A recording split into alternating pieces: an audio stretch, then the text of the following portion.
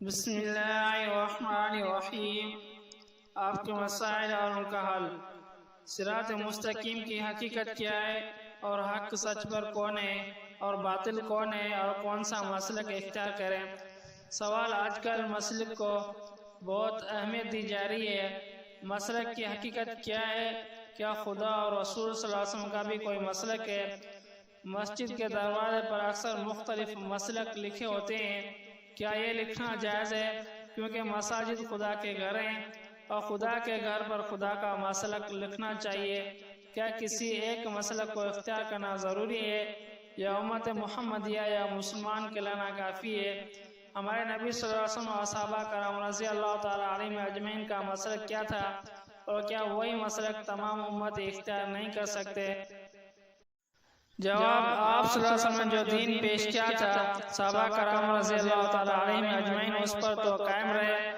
بعد کچھ لوگوں نے کچھ نئی باتیں عقائد و اعمال میں نکالنی شروع کر دی اور بہت حضرات دین پر جو آپ صلی اللہ علیہ وسلم اور صحابہ کرام رضی اللہ تعالیٰ علیہم اجمعین سے چلا آتا تھا اس پر قائم نہ رہے۔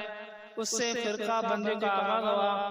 پس اس شناخت کے لیے کون کس فرقے سے تعلق رکھتا ہے اور کون حق پر ہے اور کون باطل پر ہے، الگ الگ لیبل تجویز کیے گئے ہیں۔ اب اگر یہ شناختی نام نہ ہو تو حق و باطل کے درمیان امتیاز کیسے کیا جائے؟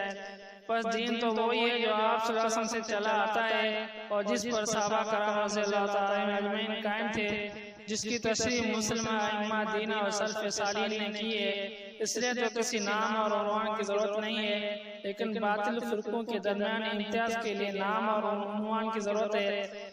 اور اگر تمام فرقے نئی باتوں کو چھوڑ کر اس اصل دین پر آ جائے تو شناختی ناموں کی بھی ضرورت نہ رہے، لیکن ظاہر ہے ایسا ناممکن ہے، کیونکہ وَلَذَلِكَ خَلَقَكُمْ اور اسی واسطے ان کو پیدا کیا ہے۔ اگر یہ شبہ کیا جائے تمام فرقوں میں سے ہر فرقہ اپنے آپ کو حق پر اور دوسروں کو باطل سمجھتا ہے، پس ایک آدمی کس طرح امتیاز کرے فلاں حق پر ہے اور فلاں باطل پر ہے؟ اس شبہ کا حل یہ ہے کہ اللہ تعالیٰ نے حق و باطل کا معیار مقرر کر دیا ہے اور وہ آپ صلی اللہ علیہ وسلم کی سنت اور صحابہ کرام رضی اللہ تعالیٰ علیہم اجمعین کا طریقہ ہے۔ پس جو لوگ اس معیار پر کام ہیں وہ حق پر ہیں، اور جو لوگوں اس معیار کو چھوڑ کر نئے نئے طریقے اور نئے نئے نظریات ایجاد کر لیے ہیں وہ حق سے منحرف ہیں۔ عبداللہ بن مسعود رضی اللہ تعالیٰ عنہ سے روایت ہے کہ آپ صلی اللہ علیہ وسلم نے ایک لمبا خط کھینچا جس کے دائیں بائیں کچھ خطوط کھینچے جن کی شکل یہ تھی۔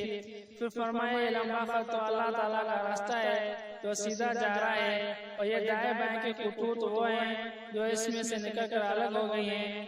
جو الگ ہو گئی ہیں ان میں سے ہر ایک پر شیطان کھڑا ہے اور لوگوں کو بلا رہا ہے۔